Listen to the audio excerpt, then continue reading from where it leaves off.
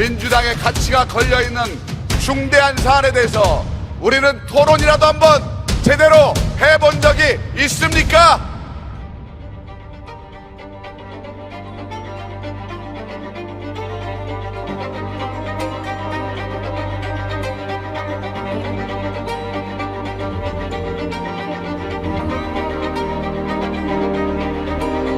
이게 회의입니까? 이런 회의가 어디 있습니까? 이의가 있으면 반대 토론을 해야 합니다. 토론과 설득이 없는 회의가 어디 있습니까? 딱 33년 전에 노무현 의원이 3당 강당 반대한다면서 거의 만장일치에 가까운 박수로 정상국 전당대회 의장이 박수로 거의 만장일치입니다라고 선언하기 직전에 그 자리에서 떨쳐 일어나서 했던 말입니다. 이게 회의입니까? 지금 민주당이 제대로 가고 있는 거 맞습니까?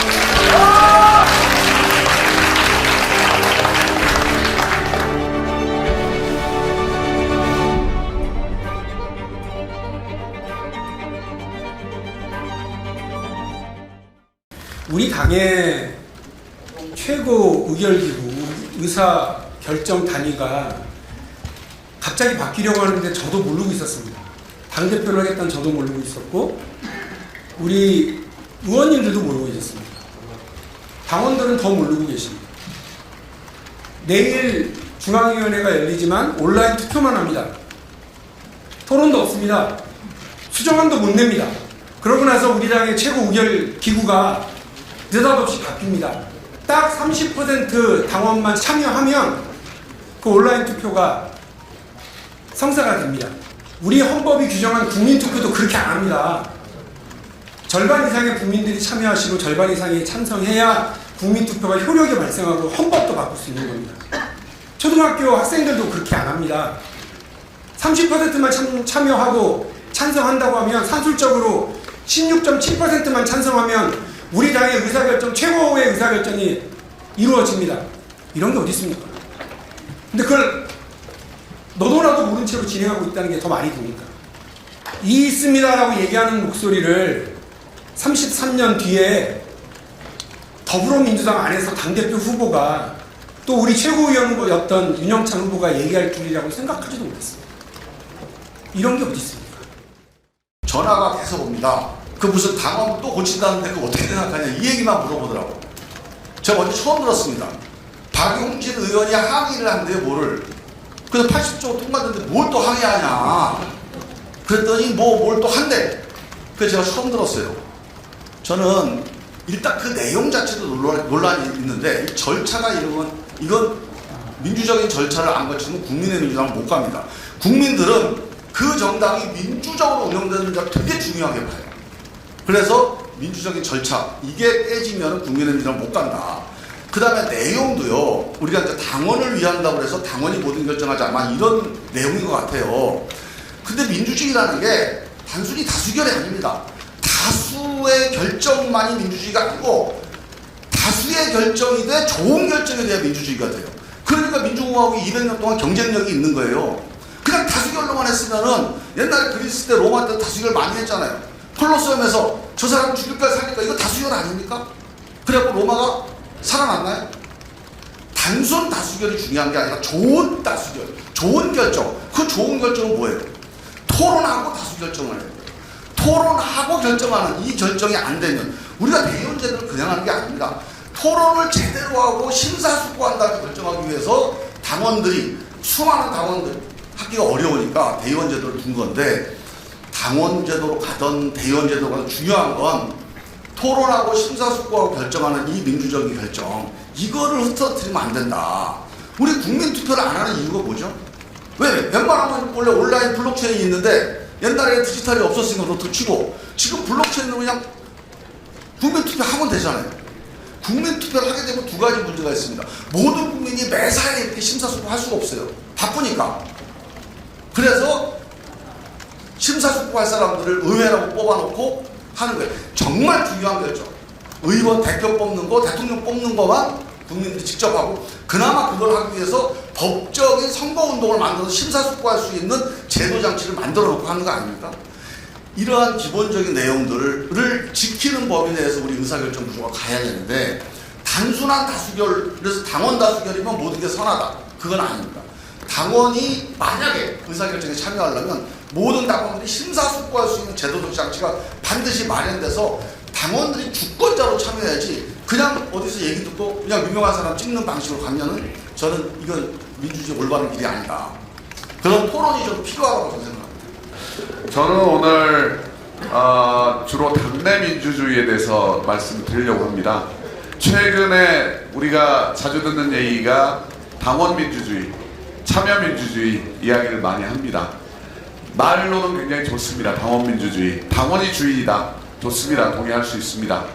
그런데 우리 당원 민주주의가 가지고 있는 함정이 있습니다.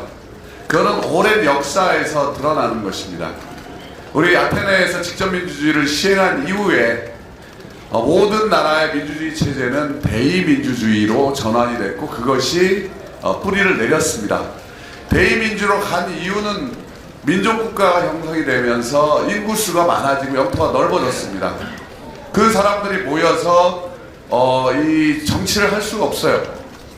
또 두 번째 더 중요한 이유는 직접 민주주의에서 수기와 토론, 심의가 불가능하다는 겁니다. 이것 때문에 대표를 뽑은 대신 그 대표에게는 책임성을 부여해 주되 나중에 또 책임도 묻는 시스템으로 전환이 된 겁니다. 그래서 국회의원을 만들어줬고 그리고 국회의원들이 국회에서 토론하고 심의해서 국가적 아젠다를 결정하도록 이렇게 발전을 해온 겁니다. 그런데 약점이 분명히 있습니다. 이게 대표의 실패, 그러니까 뽑았는데 잘 못해요. 대표를 잘 못하는 사람들이 등장합니다. 그리고 수기민주주의, 시민민주주의로 전환이 돼야 되는데 여기 국회 내에서도 제대로 토론과 심의가 이루어지지 않는 문제가 생깁니다. 그 약점들이 있기 때문에 직접 민주주의 또는 참여 민주주의를 통해서 이를 보완하는 시스템이 있어야 된다. 이런 의견들은 정말 많이 있어 왔습니다. 그러나 정부 국가의 시스템을 대의민주주의에서 직접민주주의로 바꾸는 일은 없습니다. 그거는 제가 말씀드릴 앞으로 이유 때문에 그런 겁니다. 어떤 이유들이 있냐? 첫째는 책임성을 물을 수가 없습니다. 이 직접민주주의, 예를 들어 당원민주주의에서 당원들이 모든 걸 결정한다? 그러면 그 의사결정이 잘못됐을 때 누구에게 책임을 묻습니까? 그럴 수가 없는 겁니다. 민족사회주의 독일노동당이라는 정당이 있었습니다. 이름이 거창하고 좋죠? 이 정당의 본질은 나치당입니다. 이 정당이 다수당이 됐습니다. 그게 1930년, 31년의 일이고요. 그리고 여기에서 히틀러가 모든 권력을 잡게 됩니다. 독일 국민들이 이걸 지지해서 히틀러가 수상까지 올라갑니다. 총통까지 가고요. 그러면 그 정당에, 그 다음에 독일 국민의 잘못이 없었습니까? 저는 어떤 조직이든 어떤 정당이든 어떤 국민도 비판받고 늘 견제받아야 된다고 생각합니다. 그것이 열린민주주의의 요체입니다. 우리 정당도 열려 있어야 됩니다. 그런데 우리는 점점 어느 특정인을 위한 정당으로 변질돼 가고 있습니다. 당원 80조 개정 역시 마찬가지고요. 지금 이번에 등장한 우리 당원들이 최고 의결기구가 되는 문제, 이 책임성의 문제에서 우리 결정적인 허점과 하자가 있습니다. 두 번째는 심의 토론이 없다는 겁니다. 대의민주주의를 했던 이유가 그것이고 그것도 모자라서 시민민주주의로 더 발전해야 된다고 하는데 당원의 의사결정 다 해버려요. 그러면 토론은 언제 합니까? 이번 당원 80조 개정을 하는데 의총 소집을 요구를 했습니다. 의총 소집도 정쟁에 이용한다고 안 되겠대요. 아니 당의 헌법을 개정하는 문제를 의원들이 한 번도 논의조차 못한다는 게 말이 됩니까? 세 번째 문제는 대표성입니다. 일부 소수의 조직된 당원들에 의해서 당이 좌지우지 되지 않을까요? 그 당원들이 과연 당원 전체를 대표할 수 있습니까? 그 우려들이 벌써 당원 청원에서부터 나타나고 있는 거 아닙니까? 저도 청와대에서 국민소통 부서를 맡으면서 국민청원을 제가 만들었습니다. 그리고 운영을 제가 했습니다. 저희가 모토는 국민이 요청하면 정부가 답한답니다. 다 답을 하고 소통을 하는 것이 일차적인 목표지, 거기에 요구한다고 해서 그걸 다 들어주는 게 목표가 아닌 겁니다. 당원들이 최고 의사결정을 하게 될 때 앞으로 그 당의 의사결정이 어디로 갈지 여러분들 두렵지 않습니까? 또 하나는 정보의 비대칭성입니다. 국회의원들은 많은 정보들을 가질 수 있는 겁니다. 그래서 그 정보에 기반해서 토론을 하고 결정을 하는 거죠. 그런데 우리 일반 당원들은 본인들이 가지고 있는 정보가 우리가 알고 있는 정보와 차이가 날 수밖에 없는 거죠. 그분들의 모든 정보를 다 제공해 줄 수도 없습니다. 그러면 의사결정이 과연 합리적이고 바른 방향으로 갈 수 있느냐의 문제가 있죠. 그리고 토론과 심의의 목표는 공공선을 확보해 주는 겁니다. 어느 것이 과연 우리 전체의 이익에 도움이 되느냐인데, 그것이 오염이 될 수가 있어요.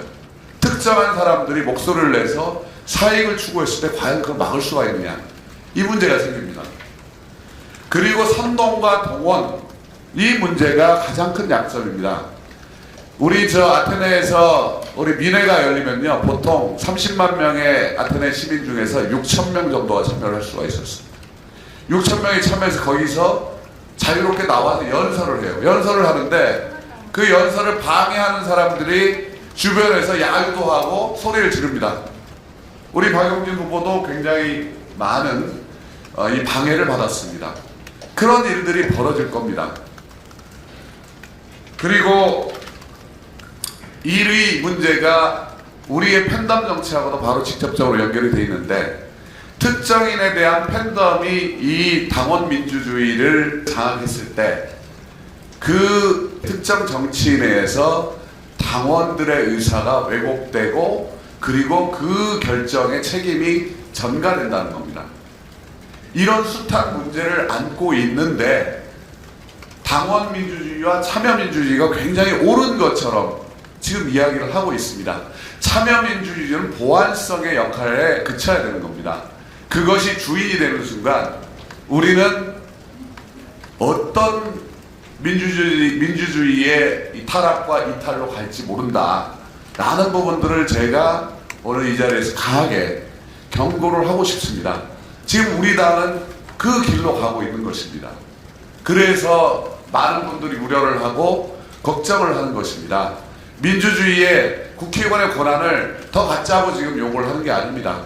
기득권을 유지해야 된다고 이야기하는 게 아닙니다. 국회의원은 4년마다 못한 사람들은 공천이든 본선에서 탈락을 하고 그 책임을 지는 거 아닙니까? 그 대의민주주의와 직접민주주의를 투쟁의 관계로 가서도 안 된다고 봅니다. 대의민주주의의 보완제로서 직접민주적인 요소는 얼마든지 환영합니다. 그러나 그것이 이 꼬리가 몸통을 흔들어버리고 의사결정의 주체가 됐을 때 우리는 민주주의의 후퇴와 타락으로 갈 수밖에 없다라는 말씀을 오늘 정말 강력하게 말씀드리고 싶습니다.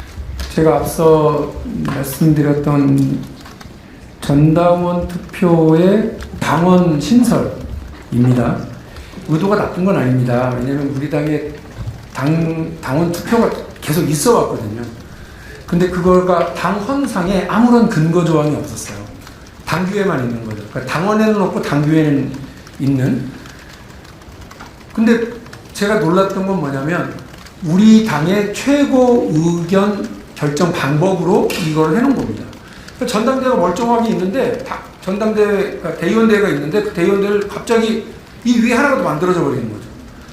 전당대회는 2년에 한 번 열리기가 쉽지 않은데 이 당원 투표는 요즘은 거의 수시로 할 수 있게 되었으니 사실상 우리 당원상의 모든 대의기구 체계가 다 무너져 버리는 현상을 가져오는데, 진짜 큰 문제는 제가 이 문제의식을 느꼈어요. 지난 이제 토요일 일요일 날 이제 서울로 올라오는 중에 이걸 다시 보면서 큰일 났네. 어떡하지?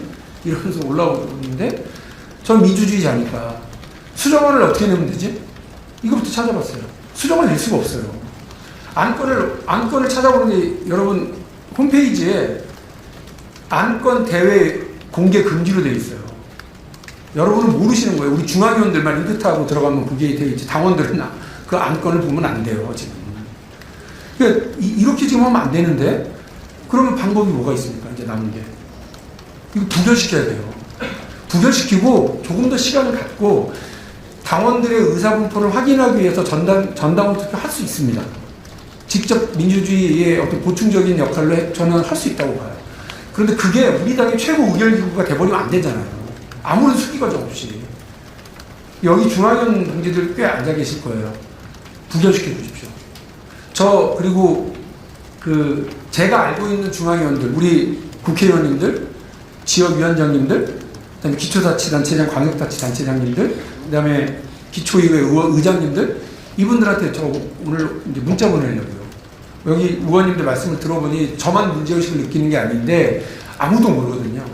부결시켜 주십시오. 그래야 다음에 다시 기회가 있지. 이번에 그냥 그동안 저도 그랬고요. 중앙위원들 찬반투표 온라인에서 하면 무조건 찬성해요.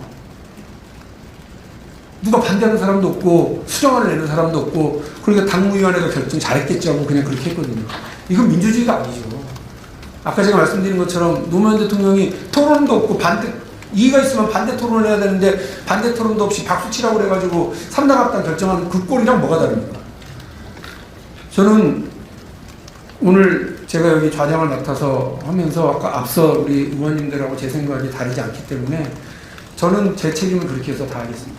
반대 투표를 해달라고 우리 중앙위원들한테 보낼 거고요.